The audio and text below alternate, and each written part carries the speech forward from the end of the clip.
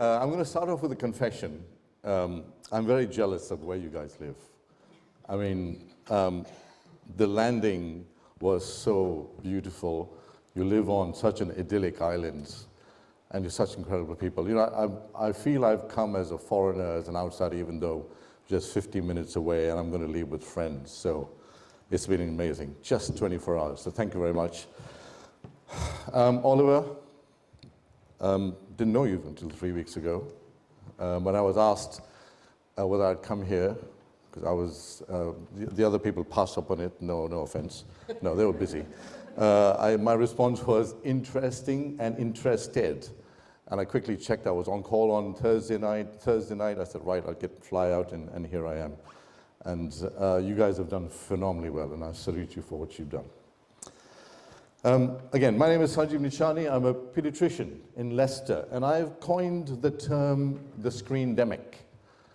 The screendemic is the epidemic of early development language problems in childhood, preschool age group, as well as mental health difficulties amongst teenagers and adolescents, secondary to excessive screen time, device, and social media use.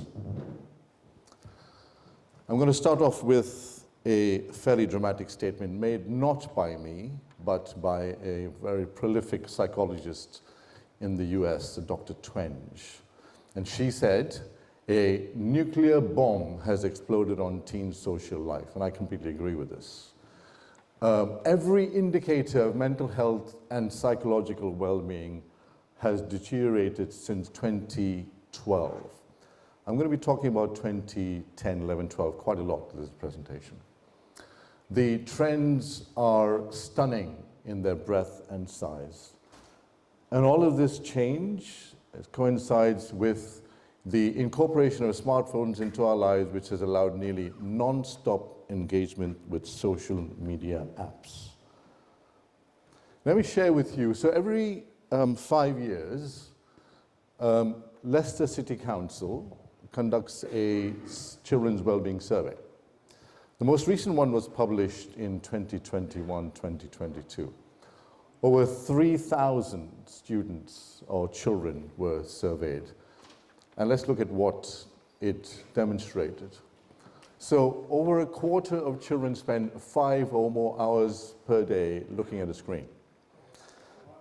Make no mistake about that, that is an addiction. Absolutely no question about it. Older children, 14 to 15-year-olds, tend to have higher likelihood of poor health and well-being choices such as sleeping late and excessive screen time. 36% excessive screen time. And when you talk about excessive screen time, I'm talking about 5, 6, 7 hours a day. I'm just going to dwell a bit on sleep. Many people assume sleep is a very passive process. That's completely and utterly incorrect. Sleep is a very, very active process, important from birth, literally until the end of life. And during sleep, lots of things go on. So the brain is the most active organ in the body. It takes 25% of the oxygen of the body's requirements because it's so active. So during sleep, a lot of the toxic metabolites get excreted. The brain rests, regenerates, recuperates. Lots of memories created during the day are embedded. So there's lots going on in sleep, which is why there's talk about sleep hygiene, and the focus on sleep has shifted so much. So sleep is really, really important for all of us. And children are spending more time looking at their screens, and that has gone up. In 2016-17, there were 26% of children spending a huge amount of time on the screens. That went up to 26%, and as I said, I'm sure it's gone up since then. Far too many children were not getting enough exercise. I'm going to focus a bit about this later on. In fact, exercise is very, very therapeutic. I'm just going to touch on it. Far too many children not getting enough exercise. 1 in 10 children didn't know or hadn't been to a leisure center. Again, 40%, 2 out of 5 children were sleeping late, 11 p.m. or later. So let's look at some NHS statistics. In 2021,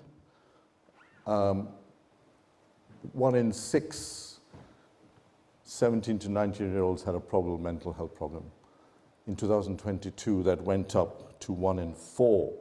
And the most recent statistics we have from 2023, end of 2023, 1 in 5, 20% of youngsters have mental health difficulties. And I'm sure you agree, that is absolutely staggering. Now, are we unique? Unfortunately unique? The answer is absolutely not. Across the pond, where Dr. Twenge made this statement, and of course probably everybody knows about Jonathan Haidt, teen depression has doubled between 2011 and 2021. 1 out of 3 teen girls in the US has seriously considered suicide. I have to add a rider very quickly here, and it's not just girls, boys are also badly affected. This study just focused on girls, so I don't give a wrong impression. The most senior doctor in the US in 2023, in May, issued an advisory to the entire American population and said, guys, the evidence that we are seeing, that he's looked at, 100 pages worth of evidence, and I've looked at quite a lot of it, shows a very clear correlation and a causal link, not a correlation, just a correlation, a causal link between time spent on smartphones, devices, and social media apps and the collapse in mental health. Unfortunately, in the UK, our government has been asleep at the wheel. We've approached the Chief Medical Officer and have had no response. We've tried very hard to approach the Department of Education, we've had no response. And meanwhile, in my opinion, our children are getting poisoned millions of children are getting poisoned each and every day. This is a slide from Jonathan Haidt's book, Anxious Generation. And you can see that 80% of children spend 2 or more hours per day on social media, smartphones, etc. And only 20% spend their evenings practicing hobby and leisure and reading, etc. Now, when I was growing up, I spent most of my time reading and playing and hobbies, etc. Now, people might say, well, that's because I'm an old fuddy-duddy. That is true. However, my response is actually, I grew up in a play-based childhood. Currently, children are growing up in a phone-based and a phone-controlled childhood. And I'll let you all decide which you think is healthier. And that's the massive, massive difference. This graph looks at mental health, the increase in mental health difficulties amongst girls. Again, the rider is that boys are not far behind. This study just focused on girls. So roughly around 2009 and 10, the incidence of mental health difficulties, as you can see from the purple line, started to grow up really dramatically. Simultaneously, we had social media, the advent of social media, 24/7 smartphone use, ownership, and the internet. The researchers also looked at other factors that could be contributing to this massive rise. Unemployment, poverty, etc. And in fact, they found that during that period, during that epoch, unemployment actually dropped. Is it just the US, just the UK? No, not at all. All English-speaking countries have seen a dramatic rise in the tendencies to A&E with mental health difficulties, self-harm. Anorexia has gone up massively, bulimia, all of that. And this graph looks at boys and girls, and it might not be very well visible from the back, but trust me, boys are also struggling big time. I also want to say one more thing. This is not just about smartphones, devices, and social media. Gaming has exactly the same effects, i.e. hours and hours of gaming. There's exactly the same, and there's a lot of research evidence about that.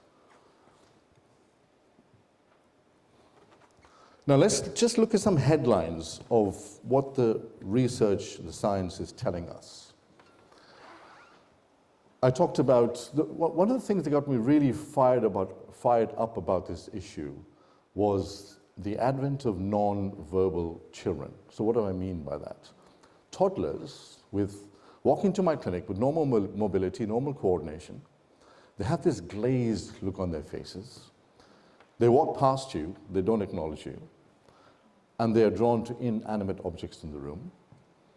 And often, when you delve into the history, you're told that they're spending their entire waking hours on a screen because the parents are doing the same. Now, we'll come to the fact that this is nobody's fault. I want to say that straight away. This is nobody's fault. People are doing it because everybody else is doing it, and everybody else is doing it because it's considered the norm. And we'll talk about how we all, humanity has sleepwalked into this problem. So going back to the nonverbal children, they're spending their entire waking hours in front of a screen. Now, the language center is in the left part of our brain. The only way we learn language is listening to words from parents, siblings, grandparents, family, friends, etc., and the environment. And the brain is an incredible organ. However, unfortunately, what happens is if the language center is not used because it's not receiving the stimuli from all the words, the vocabulary, what the brain does, the brain says, actually, this part of the organ, the body of the brain is not actually needed that much. So it reduces the number of neurons because they're not stimulated. The good news is, because of a condition called neuroplasticity, we can overcome that by re-stimulating the brain. And I'll talk about that a bit later. So these children are spending their entire waking hours on screens. And what does the science tell us? That those children who spend, so talking about toddlers now, lots of time in front of screens, which is a passive activity, flashing sights and sounds. For every additional minute of screen time, children heard fewer adult words, spoke fewer vocalizations, and engaged in fewer back and forth interaction. This reduced interaction between children and parents is associated with delayed language development and reduced ability of children to interact with others. Their ability to self-regulate, their ability to interact, their posture, they're often hunched. Primary school teachers tell me many of them are not toilet trained. I mean, the internet revolution is leading to human involution, tragically, and it's really, really time to wake up about this. Another very large study, 7,100 mother-child pairs, showed that if infants, so anybody less than a year, or roughly around a year, and toddlers are spending an hour or more on screens, it reduces their ability to communicate and interact at the age of 2 and 4. So look at the knock-on effects, look at the ramifications. So a child going like this into preschool is already set back. And then they get a label of ADHD and autism, when in fact all they've done, all that's happened, is they've been poisoned by screens.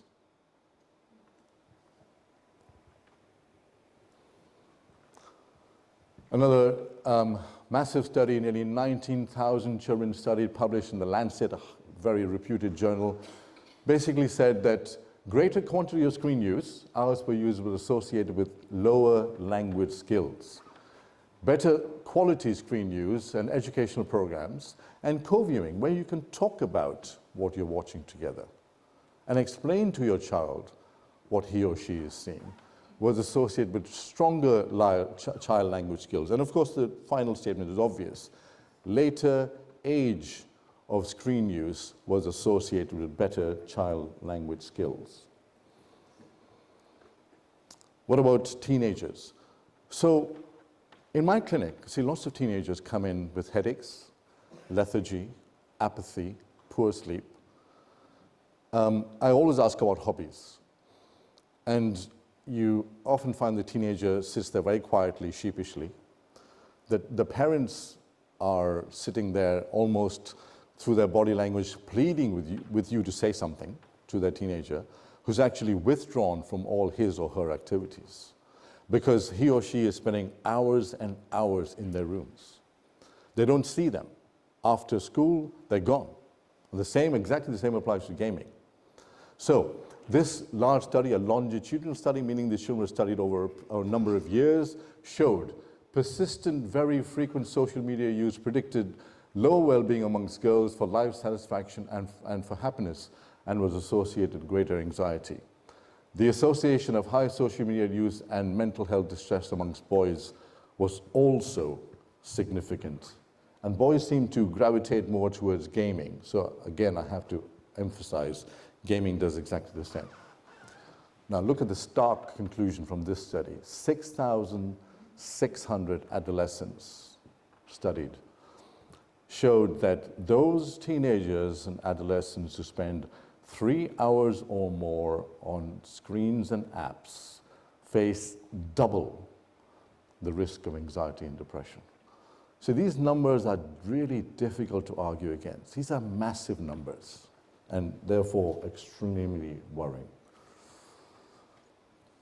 There is an entity, so you know about the fact that the rate and the diagnosis of ADHD is going up, and that's multifactorial.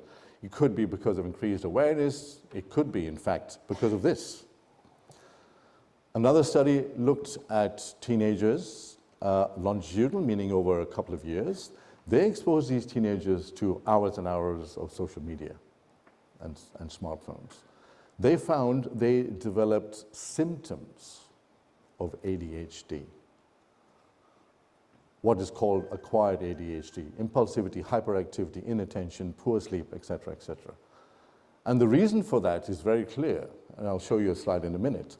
And that is because the apps, smartphone use, screen devices, affect the same part of the brain affected in ADHD, the parts of the brain which are responsible for how we conduct ourselves in a moderate, civilized, proportionate manner, what are called the prefrontal cortex and the amygdala. And those parts of the brain are affected by excessive time on screens and apps. So you can imagine, A, there's a condition called acquired ADHD, but also think about what it does to those with primary ADHD.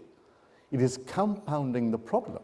Now, lots of children who come to my clinic will walk in with a screen with ADHD, almost by right, because that's the parents say that's the only way they can modulate their behavior. But in fact, unbeknown to them, they're actually making things much worse. But we know this now for the last 2 or 3 years. So therefore, now is the time to start taking stock and acting. So I'm sure many of you have heard of the Organization for Economic Cooperation and Development. It's an international organization that looks at many things, economics and lots of things.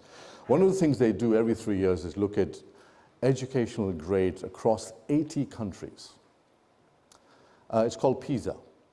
The last assessment was published in December 23.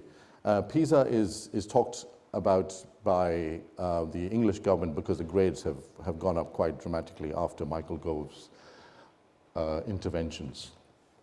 So the most recent study was published in 2023. What did it find?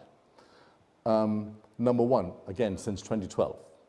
Since 2012, the advent of smartphones, etc., grades have progressively dropped across the 80 countries. Now there are 190 odd countries in the world. It's dropped across 80 countries. I'm sure if more were studied, we'll find exactly the same. So it's not just the Anglophile countries, but this is poisoning children and adolescents and young adults across the world. Point number two, fairly obvious. If you spend more time, you get worse grades. Fair enough. Point number three, which is what is really concerning. Phones in class not only distract the owner, but students around the person with the phone. So as far as I'm concerned, there must be a ban of smartphones in schools. No ifs, no buts, no guidelines, straight ban.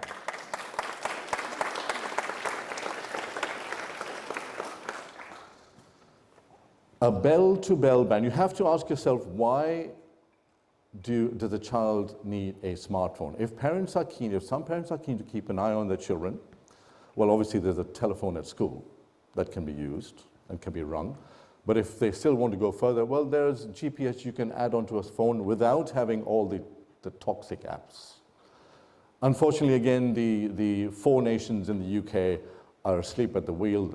I have no idea why they're doing nothing about this. And I think you have the opportunity to really lead by example over here. No question, ban, straight away. There's absolutely no advantage having a smartphone in school. In fact, this and the swipe program, if anybody saw, when children were putting the phones in the perspex box, it was almost like they're putting a limb away. They're giving a limb away. It was graphic in this documentary. And that's what point number 4 shows, that across the 80 countries, children feel inadequate or anxious or restless without their phones. In other words, they are living and growing up in a phone-based and a phone-controlled childhood. That cannot be healthy for our children.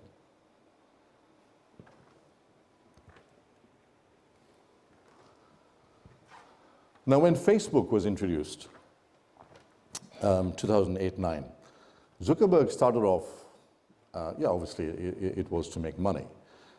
He started off with a sort of a benign motive to get people to connect with each other.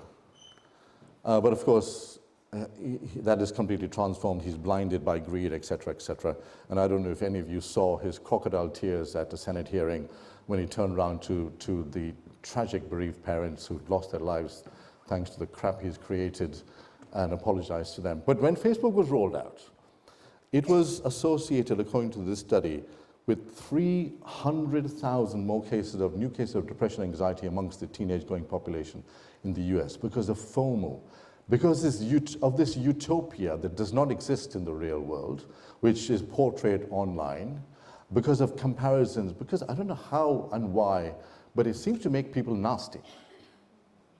And why do we embrace something that makes people nasty? Why do we don't give a 14-year-old a credit card? Because we don't judge them mature enough to be able to manage finances. Why do we then allow 13, 14-year-olds to enter into contracts with these tech companies, which are, in my opinion, like rogue nation states? You have to ask yourself why.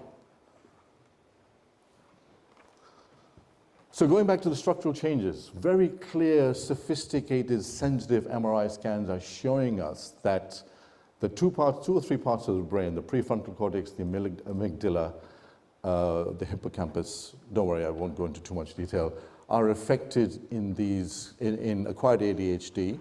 So those who spend hours and hours, they have abnormalities in the brain, the same parts of the brain affected in primary ADHD. So this is now really serious stuff because of what these MRI scans are showing us. So right in the front is the prefrontal cortex, the amygdala, and the reasons teenagers behave the way they do is actually anatomical and physiological. What do I mean by that? At that stage in life, the brain is maturing, which is why teenagers are very sensitive to criticism, why teenagers want to be validated and liked. It's not their fault. That doesn't mean you should absolve them of all their behavior, but there's an anatomic and physiological reason as to why they behave like that. So perhaps that'll help you be a bit more patient. Of course, not when smartphones are being used. Another study looked at what happens with excessive, prolonged smartphone social media use. High social media use was associated with reduced volume of hippocampus, cortex, and thalamus. Again, centers responsible for emotional control and how we behave in a moderate, civilized, proportionate manner. And generally speaking, as a rule in medicine, a normal organ that shrinks in size is bad news. And that's what these things are doing to our brains and our children. Now, there are lots of skeptics as to whether, I made a statement very boldly and confidently that there's a very clear causal link between smartphones, devices, social media apps, gaming, and the collapse in mental health. There are lots of people who say, no, that's just a correlation, it's not a causal link. So researchers, again in the US, looked at 13 other explanations. And they found that only smartphones plus social media can explain the international collapse in mental health since the early 2010s. Now, if you look at these platforms, they all say to you that, well, actually the user must be 13. We know that's a load of rubbish because it can be overridden. Kids are so clever. Slowly but surely, people are waking up to the screendemic, to the fact that these apps and screens are poisoning our children. You heard about Australia, you've heard about New Zealand. Macron said the other day he wants to ban phones. You guys have the ability, and I hope dearly and pray lead the way, and other European countries are doing the same. And of course, the EdTech revolution, which the UK governments have embraced completely, is also under severe scrutiny because Sweden have realized that taking pen and paper or pencil and paper away from children, sitting them in front of a screen that sends them emojis because they've done well is perverse, and it's the wrong thing for their development. So hopefully the EdTech revolution will also be shown to be poisonous. Now, I'm going to focus a bit on this infuriating slide, in my opinion. So, TikTok is owned by ByteDance, Chinese company. They have a completely different offering in China. Let me introduce you to the offering in China called Douyin. So, in China, the use is capped at 40 minutes. The content, scientific, cultural, wholesome, educational. Reviewed by moderators who ensure there is no negative content. The app is not available between 10 p.m. and 6 a.m. So teenagers are not waking up and scrolling on TikTok. They are mandated to popularize fitness channels and health campaigns. And to me, the pièce de resistance, influencers are banned. I have no idea where these people have come from. I do know where I want to send them. In the rest of the world, it's a poisonous wild west. And you all know about TikTok, I don't need to tell you. But I can tell you it is poison. Now, as I said, people are waking up. And in the last 2 or 3 years, what we've learned, in addition to the very sensitive brain scans, we've understood, which is why I'm saying it's no fault of anybody's. Children, adults, everybody has been hypnotized, has been enslaved, has been trapped by these apps. And the reason behind it, which we've discovered relatively recently, is they have addictive algorithms. So every time you pick up one of these apps, Snapchat, Instagram, Facebook, TikTok, you get a feeling of elation because of a release of a chemical called dopamine. So dopamine makes you feel good. You want to feel good again, so you pick it up again. And you keep doing that until hours and hours later, you've been either doom scrolling or mindlessly scrolling and have achieved nothing. You shut yourself from the rest of the world and you're addicted. So these tech companies are obviously extremely clever. Look how powerful they are and how much they're worth. But we now know what this has done to humanity. In the last 15 years, civilization has been completely upended by this. Now, I've shown you some evidence about what happens with too much screen time. I'm just going to run through some evidence looking at when you curtail screen time and focus on 2 studies, which are really important. So basically, I'm sure you'll understand, you'll conclude yourself, that reducing screen time is associated with improved self-reported happiness, reduction in depression, anxiety, improved life satisfaction. And there are many studies, again from the US, looking at college-going youth. And basically the themes are very similar. Less comparisons, less FOMO, less missing out on this utopia that's portrayed on these apps. And you're going to hear more and more about this. The good news is, I don't want to come here and be the bearer of all bad news that, it's all doom and gloom. Actually, the good news is, even in those teenagers and young adults, and indeed adults, and I'll come to that in a few slides, who have brain changes, who are addicted because their chemicals in their brain have gone haywire, their dopamine levels are low, they're lethargic, they're almost depressed, there is hope through a very simple mechanism. And that's why I've called it movement is medicine. The science behind the treatment of mental health disorders in childhood and teenagers, because the changes that I've demonstrated to you can be reversed by regular physical activity and exercise. So I'm talking about just 20 or 30 minutes 3 times a week. And it can be anything that's suitable to the child or to the teenager. So the chemicals in the brain that are responsible for well-being are increased and parts of the brain grow. I mean, that in itself is a whole lecture for an hour, but there is good news. And I'm going to show you 2 slides just to focus on that. So a study in the Netherlands done over a period of 4 years looked at around 1,100 children. Again, looked at those who were pretty active, and they did sophisticated, sensitive, functioning brain scans, and they showed more physical activity is associated with an increase in brain volume in regions involving cognition, emotional learning, and psychiatric illness. So they said there is a way out from this. And this next study, massive study, nearly 2 million teenagers and adolescents in Taiwan. Again, the researchers studied what happened when they were physically active, and it showed a number of things. Those who were physically active exhibited lower cumulative incidence of anxiety disorders, depressive disorders, and ADHD. So not only is physical activity and exercise good for your heart, for your lungs, for your muscles, it is equally good for the brain. Because these sensitive brain scans are showing us that actually parts of the brain can enlarge.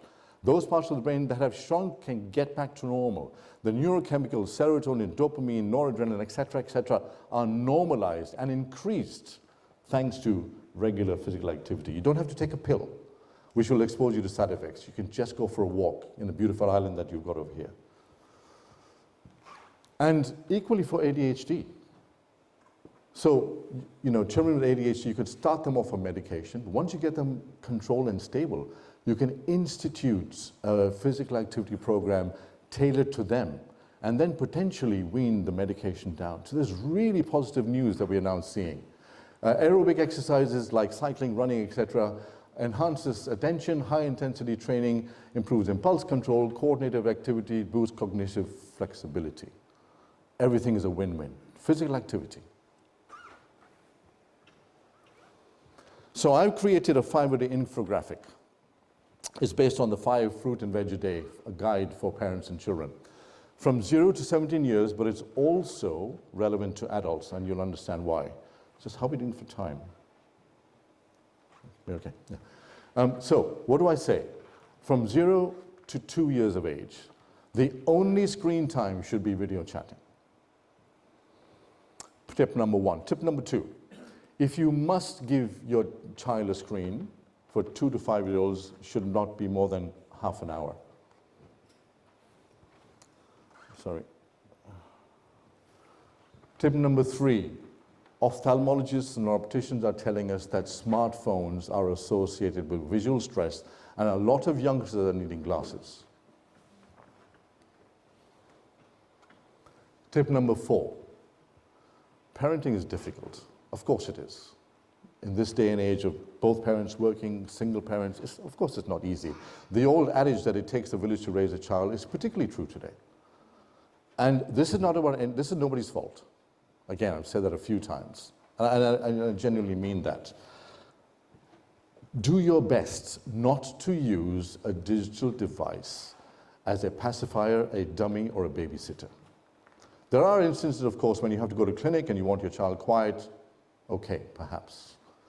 But it is not a substitute for the loving, caring, nurturing relationship that your children deserve and need. Tip number 5, sleep hygiene. For under 5s, please do not give a device or a screen to a child under 5. Have a routine, like I'm sure you do, bath, reading to the child, etc., but do not give a device to a child under 5 for 2 hours before. What about older children? So this campaign, the reason I'm here is to talk about moderation. I'm not deluded enough to think these things can be banned. Of course not. They're part of our lives now. About moderation, about being sensible, about being proportionate, about not living in a phone-based and a phone-controlled childhood, not being imprisoned by these apps. So what do we suggest? First of all, for 6 to 10-year-olds and for 11 to 17-year-olds, wake up without screens. Because evidence tells us that if a child goes on a screen first thing in the morning, that leads to this release of dopamine, which then impairs their ability to concentrate during the school day. Tip number 2, duration. Again, it's about being sensible. So we say for 6 to 10-year-olds, recreational screen time is 1 to 2 hours on weekdays, and up to 2 hours on weekends. 11 to 17-year-olds, we say weekday recreational screen time up to 2 hours, and you can nudge it up a bit more, 2 or 3 hours on weekends. So as you can see, I'm sure you'll agree that that's a fairly reasonable amount of time. Physical activity, really important. I've showed you some studies about that, so stay physically active. Tip number 4, screen-free time together. When you're eating, when you're in the car for short journeys, particularly when in the supermarket, when you're in a restaurant, please, please put your phones away. Please do what human beings are programmed to do. Talk to each other and communicate with each other. Tip number 5, sleep hygiene again, crucial for everybody. For an hour at least before bedtime, do not allow your teenagers or your younger children to go on screens. And I'll come to why in a minute, but the reasons are fairly obvious. A child doesn't need a smartphone to have an alarm clock. It's obvious. Should be on silent, charge outside the room if possible, etc., etc. All common sense things. It is thought that the blue light that comes from the phones reduces the secretion of melatonin. You can grayscale your phone. Now, Ofcom in 2024 released a survey. 25% of 5 to 7-year-olds have a smartphone. And I have to say, why on earth? 75% of 5 to 7-year-olds had a device. Again, why? What is the need? Now, as I said, the brain is the most active organ in the body, responsible for 25% of the metabolism. So it's a very active organ, to state the obvious. And there's a happy medium. But if you're constantly bombarding your brain with flashing images and sounds and you're constantly swiping, I mean, on the way over here, it was a 50-minute flight, but the teenager on my left spent her entire flight on a smartphone swiping away. And I thought to myself, she's a victim of the screendemic. Because after a while, this is what it does. You get brain strain. So the brain is not a muscle, but it behaves like a muscle. And that's when it starts to struggle. And that's when you see the inattention, the poor sleep, the headaches, the lethargy, the listlessness. Because the brain is just not being allowed to wind down and relax and get on with all the crucial functions it needs to be doing. Because teenagers are constantly bombarding it because they don't want to miss out. And that's what happens.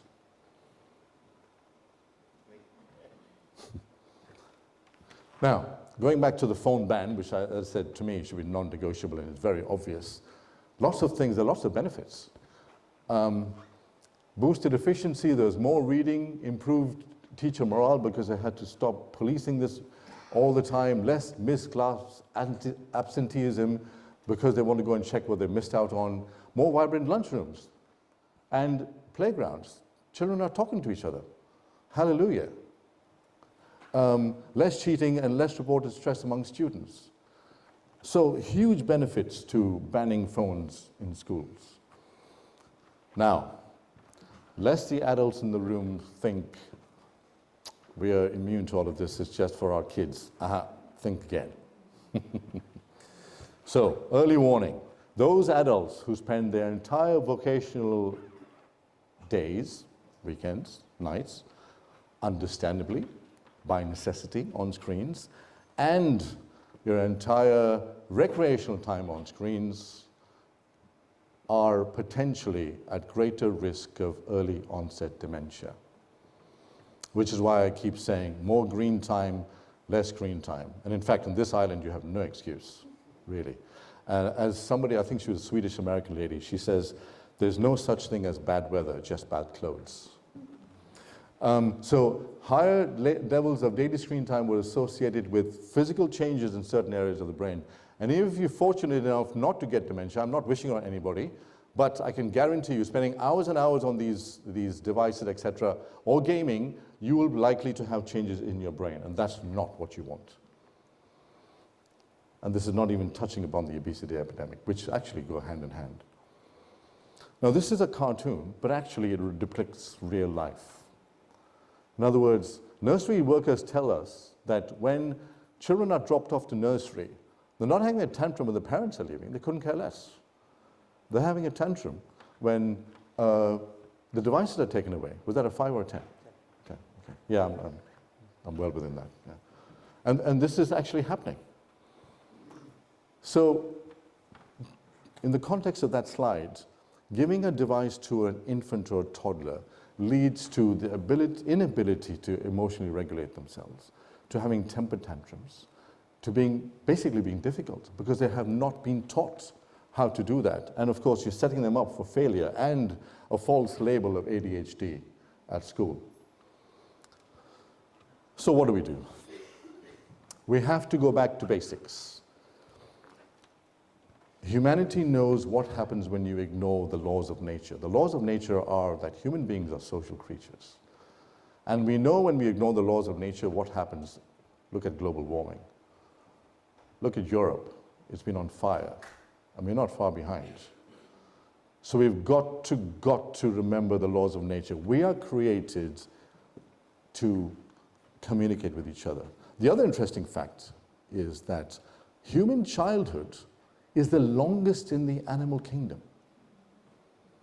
From birth to, the brain is developing until the early 20s.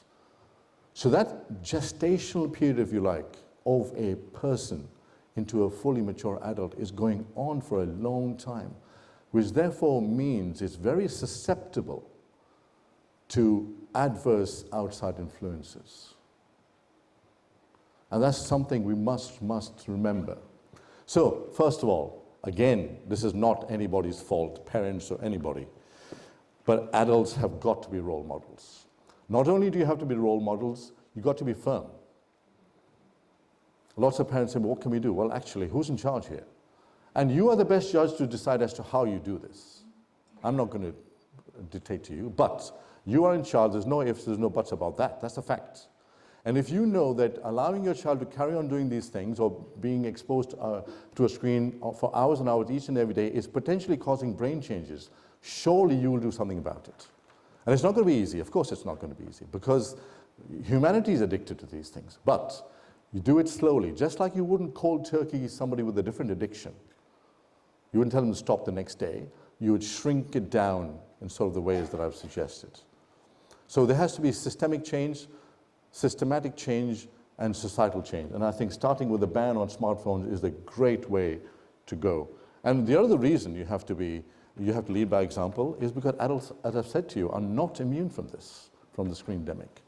So there has to be balancing screen time with engagement with the real world, what I call more green time, less screen time. And you just, there's lots of ways of getting, lots of apps you can use. Kids are very clever. I'll leave it to techie people who are much cleverer than me about how to reduce your kids' use. Well, the bottom line is education, education, education, which is why I'm here, because if we don't do something about this, this is where we're headed. Thank you.